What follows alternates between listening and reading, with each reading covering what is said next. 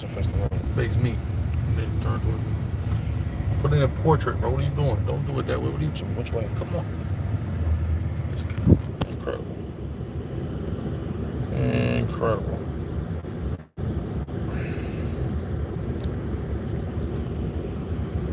All right.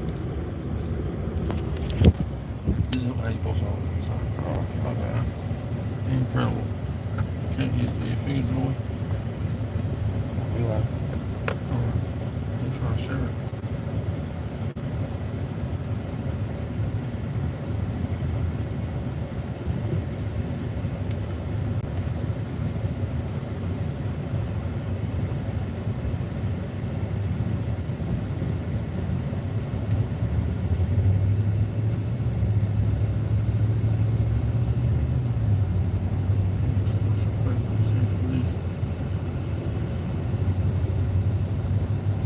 Shalom, make sure y'all like and share the video. Yeah, shalom. All praise Yahweh Bashim Yahushai. Make sure to like, sub, share, super chat if it's on your heart. I want to do this quick live through the spirit and power of Yahweh Bashim Yahushai. We're giving all praises, honor, and glory to Yahweh Bashim Yahushai. We're out with a camp, you know, our Thursday camp. Through the spirit here, CNN Center here in Atlanta, GA. Got a call a little bit ago about some information. In a quarter mile, use the left 2 lanes to turn left onto Flat Shoals Road. Got a little information a little while ago, about an hour ago, through the spirit. I got to start from the beginning though, right? So in 2011, the beginning of 2011, use the 2 lanes to turn left onto Flat Shoals Road. I joined my first camp after being in the truth for 2.5 years. The first camp I joined at the time was called GMS Seattle, right? Now they're known as GMS Northwest, but at that time it was GMS Seattle, Great Millstone, Seattle. I joined that camp. When I joined that camp, I'm coming in just as somebody had got kicked out. The individual that got kicked out was a dude who at the time went by the name of Abad Babal. He received that name from Elder SICARRI at GMS, Abad Babal, right?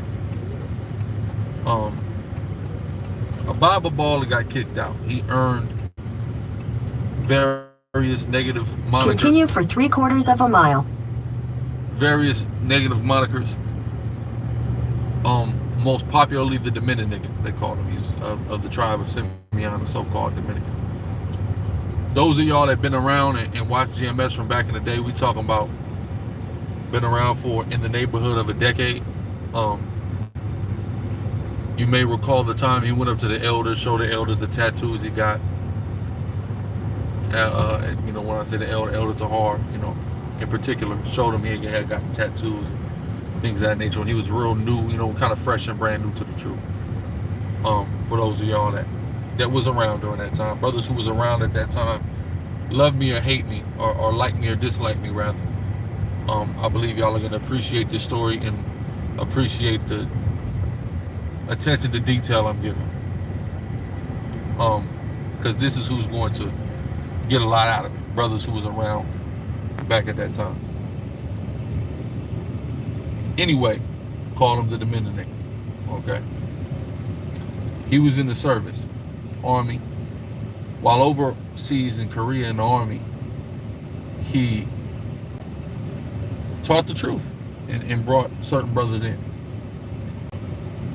Brother Tazanawa, who now goes by the name Ainawa, who's currently in GMS Northwest, still to this day.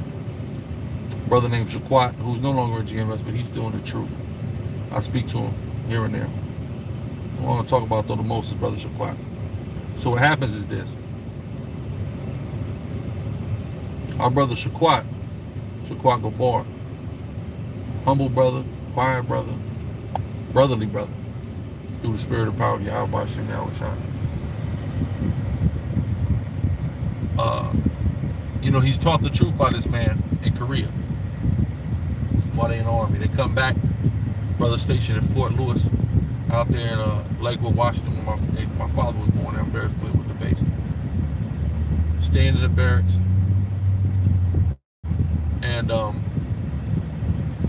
the brother of Bob Ball, or not the brother, this guy, the Dominican nigga, formerly known as Bob Ball, which people know him more prominently now as Joshua Miguel, his government name, Joshua Miguel. At this time, he was a Bible Ball. He falls on hard times. He's homeless. So our brother Shaquat. In 1,000 feet, turn left onto the I-20 West ramp.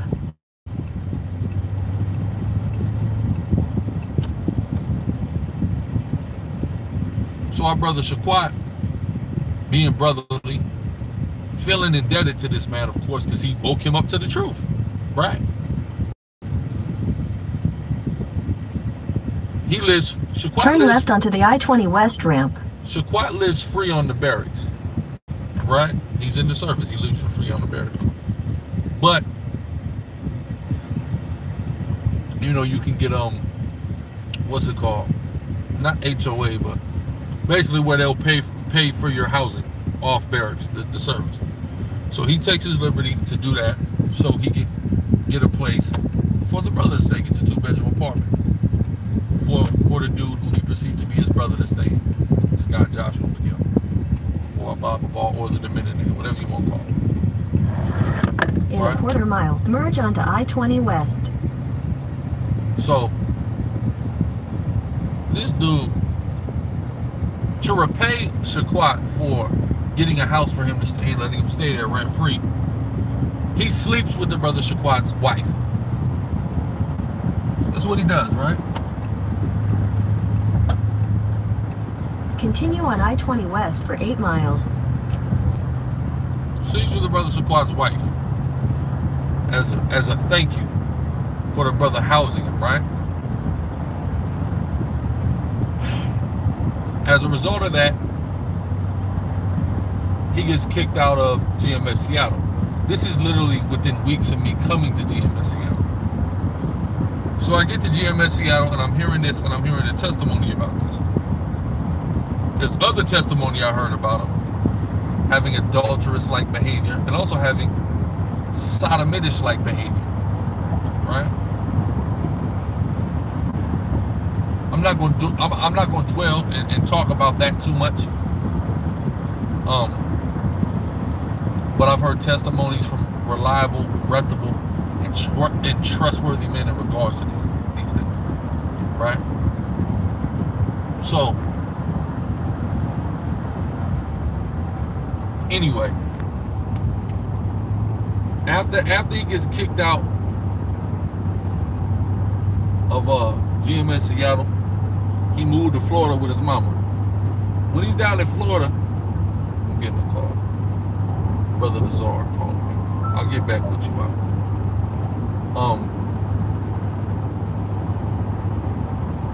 He moved down to Florida, and word on the street is he had sex with somebody's wife down there in Florida. After that, he reinvents himself. I don't hear about him, see him, or anything for a while. Then all of a sudden, I got the quiet call. Shaitan the quiet, I'll call you back.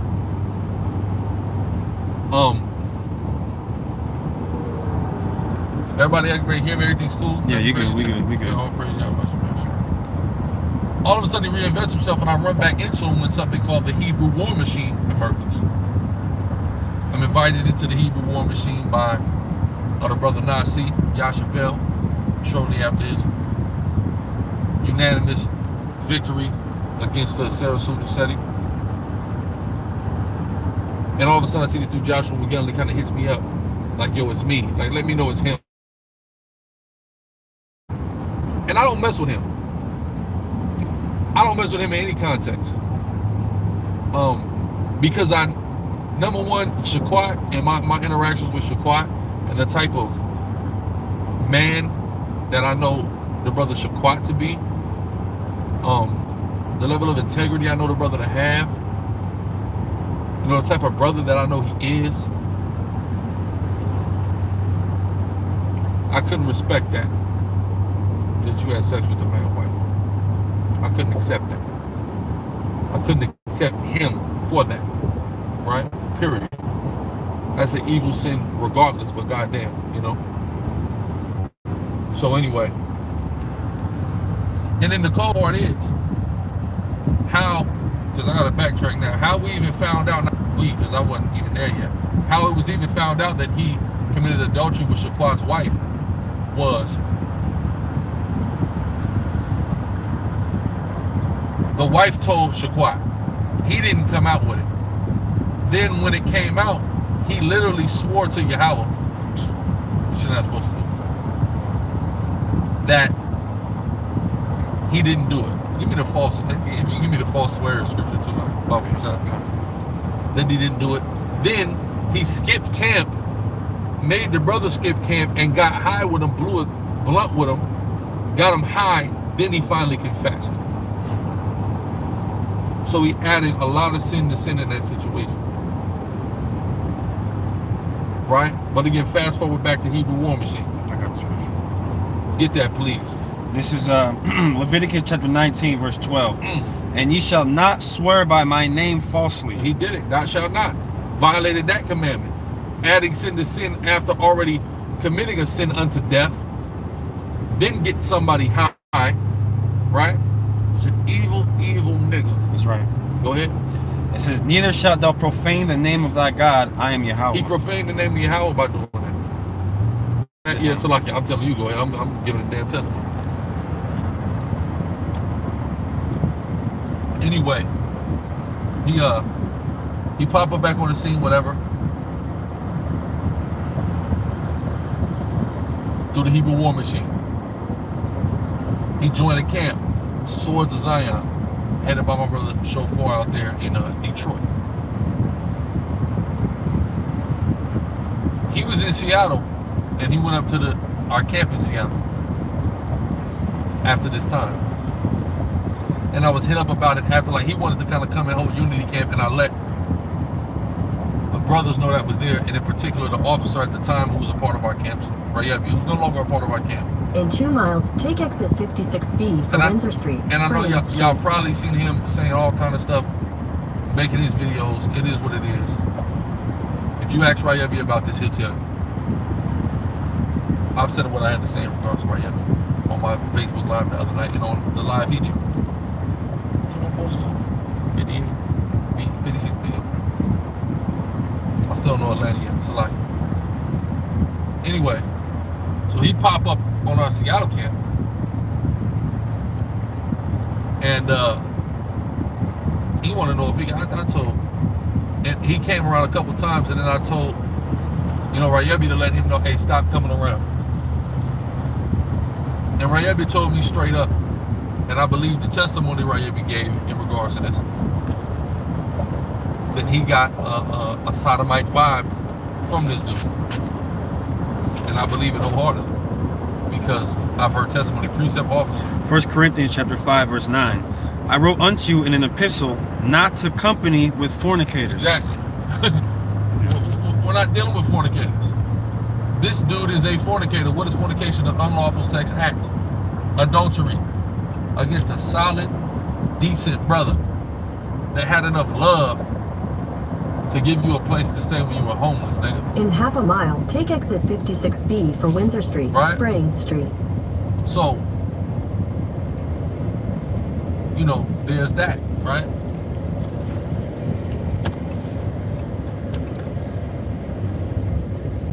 Oh, shit. Wrong exit. We'll be all right.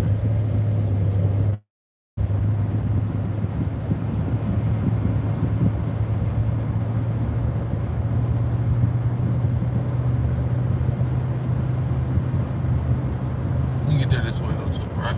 Yeah, We probably. go this way sometimes, right? It's all through the spirit. It's all through the spirit.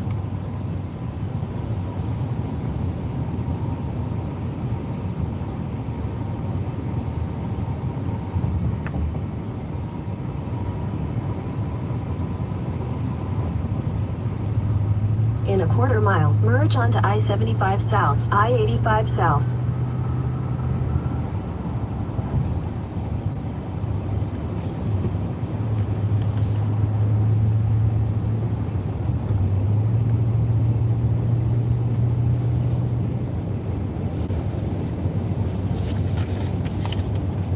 Continue on I-75 south for 1 mile.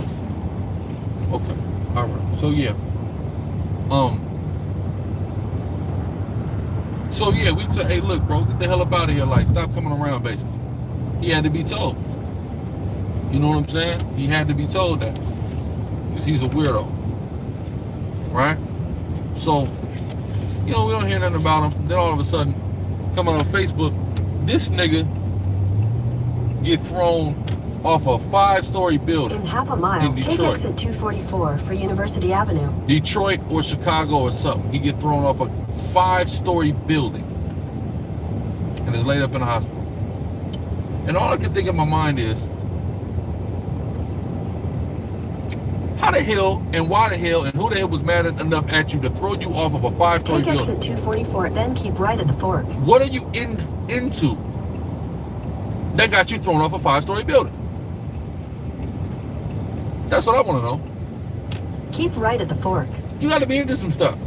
You got to be into drug money. You got to be into some street stuff for a nigga to want to throw you off a 5-story building. He couldn't walk for a second. And I remember after that news broke, I went snooping on his page, and I seen him having a conversation with somebody who was not in the truth, who was a blood. Continue on some type of University blood, Avenue, southwest for half a mile. some type of a New York blood, right? And you know, I have some familiarity with New York bloods. I was really close with Young, had moved to California from New York, from Queens. You know, and I kind of got familiarized with, you know, their politic and how they get down, and the different sets that exist that kind of were birthed in New York or whatever, right? You got 9 trade gangs, the G-Shine, sex, money, murder, etc., right? But I also know how a lot of the New York blood guys have a habit of switching sets, right? Why is this relevant? Because the conversation that he's having was basically like, oh yeah, I was non-trade, but I just turned G-Shine, or something stupid like that. Meanwhile, this dude's a Hebrew Israelite, in the truth, etc. You know? It's like saying, yeah, bro, I just turned. In 1,000 feet, was a turn Hoover. right onto Metropolitan Parkway Southwest. I'm in the truth, I'm in SICARRI, I'm teaching, I'm doing the work. All of a sudden, I turn from a Hoover to a damn rolling 60. You know what I'm saying? Like, how do I even sound? That's stupid. You know what I'm saying? That whole thing is Take something the we next left right onto Metropolitan in the Parkway past. Southwest. You see what I'm saying? Like, we're not doing that no more, but you're however many years in the truth, so-called, that you are, and you're still gangbanging on Facebook and talking about it, and talking about how you, not only are you still gangbanging, it's one thing, like, oh, you're on there repping the gang that you've been repping since before you were in the truth, which I don't think somebody should do, but that's one thing. To say, okay, I done turned to a whole nother gang, you know, just now, and a nigga threw me off the roof, and wonder why you get threw off the roof, right? Whatever. So that happens. Then all of a sudden, his wife posts all over Facebook, this man molested my 7-year-old daughter. Mind you, that 7-year-old is not his daughter, right? She molested her 7-year-old daughter. I automatically believe it. I know that there has to be, you know, to officially substantiate things like that, there has to be a trial process. I understand that. Well-astute in Torah, Levitical priest, for God's sake, right? So I understand that, but I believe it. Why do I believe it? Because I know his track record, and sexual deviancy is all throughout his track record, right? We know Simeon and Levi are brothers. Instruments of cruelty are in their habitation. Let them be not united, right? Why do I say that? Because there is a rivalry and distaste that exists between Haitians and Dominicans in the world, right? I say all that to say that when I first got to GMS Seattle and I learned about this dude, I used to say I'm glad that he was out of here before I got in here, because I cannot stand a sexual deviant Dominican. That's what I said. I can't stand a sexual deviant at all. But I'm not gonna act as if the kind of Haitian Dominican rivalry didn't play a part in that. And I love Dominicans, don't get me wrong. But there is some certain rampant sexual deviancy that runs among certain Dominicans. It's just a fact. And amongst all tribes. Nobody's exempt from that. Alright? Make sure that's clear. But I said that. So understanding that he's a sexual deviant and understanding that sodomitical behavior, substantiated adultery at least once, speculatory 2 or 3 other times, or 1 or 2 or 3 other times. He was on the path of fornication. What's the next level? After you deal with that level of fornication, well, what's the next level of fornication that you're going to go to? Oh, child molestation. That's the next stop on that satanic train to figurative hell, right?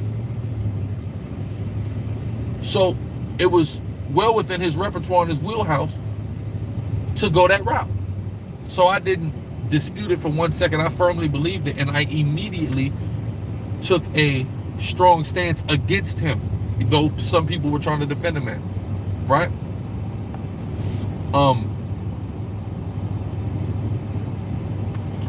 And in a quarter mile, use any lane to turn right to stay on North Side Drive Southwest.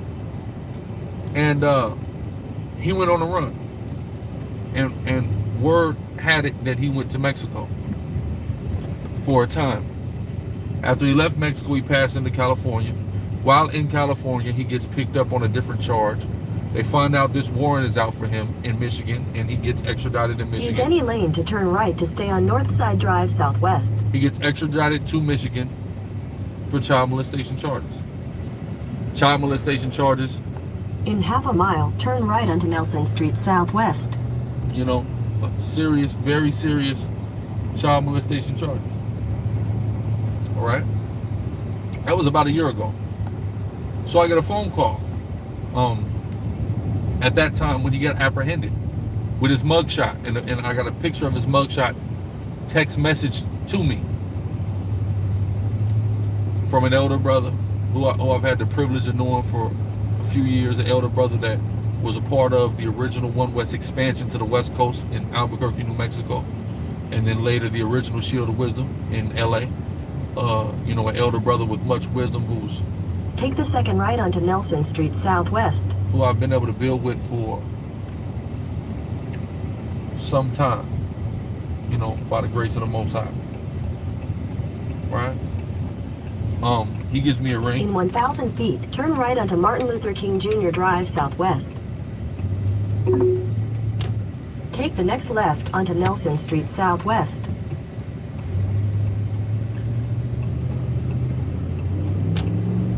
In 800 feet, turn left onto Centennial Olympic Park Drive.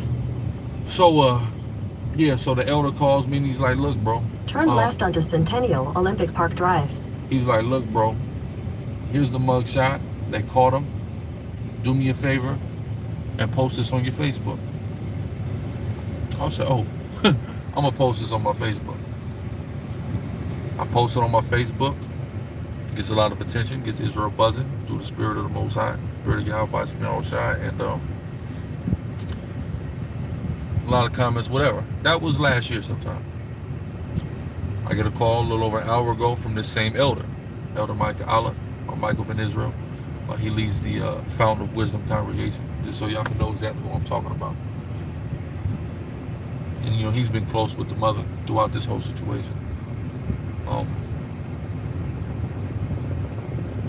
Anyway, yeah, so anyway,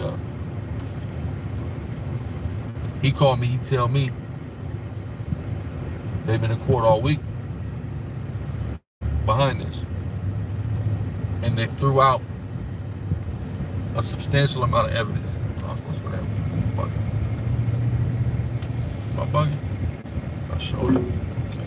I'm bugging. In 600 feet, turn left onto Chapel Street Southwest. Okay.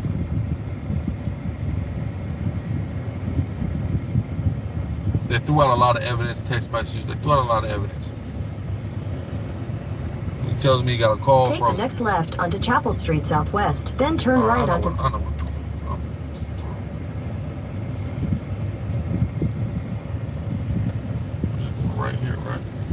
You want to take it right, I think, up there? Oh, no, I gotta go right. Left, right here. Then right. Okay. Yeah. So, they threw out a lot of evidence for whatever reason. And he says, but he got convicted. And he says, do you want to know how he got convicted? What convicted him? What the prosecutor used in his closing statement that ultimately got the guilty conviction? He said, your Facebook post.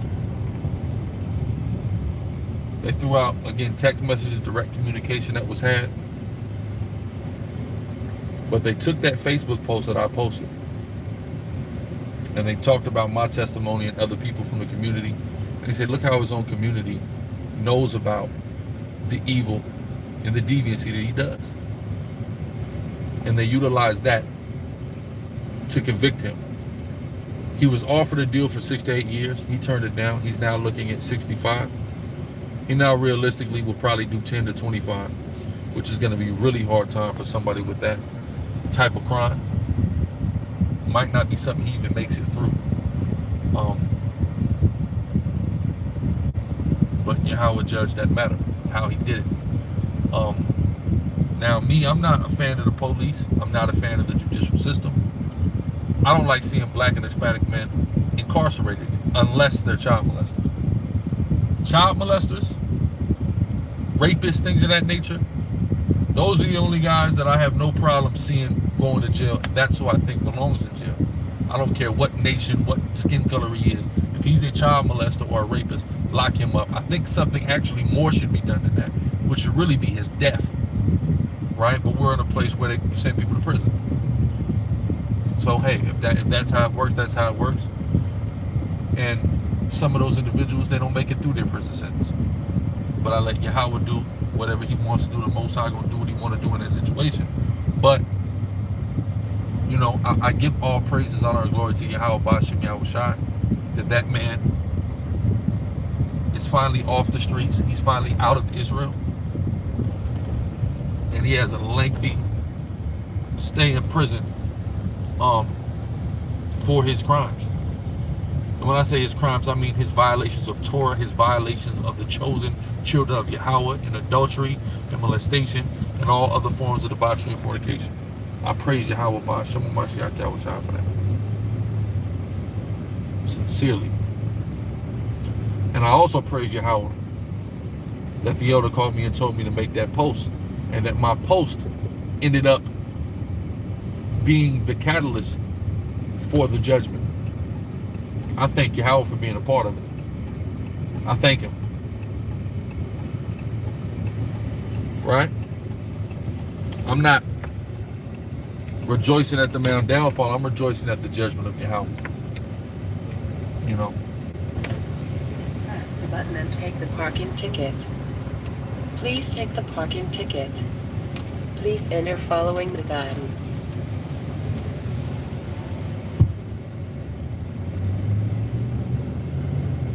You know, and I'm just glad that I can have been a service to my nation, to assist my nation in getting him the hell out. That's right. Period. All praise Yahweh Bashem Yahweh Shai. But let's hit these precepts and then we're going to go ahead and get to camp. This is Leviticus 18 and 17. Thou shalt not uncover the nakedness of a woman and her daughter. So that's wicked in and of itself, let alone it's a child. Right. But you're not supposed to uncover the nakedness of a woman and her daughter, period. You dealt with a woman, you cannot deal with her daughter, or you can't deal with her mother. That's evil as hell. In and of itself, let alone it's a child. So he's violating Torah left and right. Go ahead. It says, neither shalt thou take her son's daughter or her daughter's daughter to uncover her nakedness, for they are her near kinsmen. It is wickedness. It is wickedness to do that. It is literally described in the Torah as wickedness. That's right. Go ahead. This is Sirach chapter 23 and verse 16. It says, two sorts of men multiply sin, and the third will bring a wrath. A hot mind is as a burning fire. Right? Well, that's what he got, a hot mind to be doing this type of stuff. You gotta have a hot mind for that. Go ahead. It says, it will never be quenched till it be consumed. Uh-huh. A fornicator in the body of his flesh will never cease. And that's why he kept doing, like you were saying, the things that he did. He went from an adulterer to a child molester. He never ceased. It says it will never cease till he have kindled a fire. Yeah, that's him. Now I'm gonna jump to verse 19. It says, such a man only feareth the eyes of men, and knoweth not that the eyes of the Lord Yahweh are 10,000 times brighter than the sun, beholding all the ways of men, and considering the most secret parts. You see that? The most secret part. So he knows, Yahweh knows everything that you got going on. He sees it. You see what I'm saying? And if you're being evil, especially on that level, you'll be exposed. And more importantly than even being exposed, sometimes you won't even be exposed. But you know what will happen? You'll be judged. Because a lot of us knew about what was going on. Some people he fooled, but a lot of us knew what was going on with this dude. And some people didn't even believe up to this point. So regardless of the exposure, he got his judgment. Yahweh is known in his judgments, man. More precepts? God, this is I'm gonna start at this is Mark 4:22. It says, for there is nothing hid which shall not be made manifest, neither was anything kept secret, but it should become that that it should come abroad. There you go. And, go ahead. Anything else? This is Psalm chapter 91 verse 8, just to close. It says, only with thine eyes shalt thou behold and see the reward of the wicked. There you go. He did wickedness according to Torah. Oops. And we're seeing the reward of that very wickedness right now. We're seeing the reward of it. Next month he'll be sentenced. Another precept? Yeah, this is the last one. 1 Corinthians 6:9 now. Know ye not that the unrighteous shall not inherit the kingdom of God? Be not deceived, neither fornicators, fornicators, that nigga's a fornicator. Go ahead. Nor idolaters, or adulterers, or effeminate, nor abusers of themselves with mankind, nor thieves, nor effeminate. Go ahead. Yeah, nor thieves, nor covetous. Abuse themselves with mankind, at least in some degree or another. Go ahead. Nor covetous, nor drunkards, nor revilers, nor extortioners shall inherit the kingdom of God. See that? That's it. That's an evil nigga, man. That's an evil, evil, evil nigga. And Yahweh's judging, and I don't believe the judgment's over. Right? But with that, I give all praises, all honor, and all glory unto the Most High God, Yahweh. I do so in the name of his only begotten Son, who the world calls Christ, Yahweh Shai. Getting ready to go out here to camp. So, Shalom.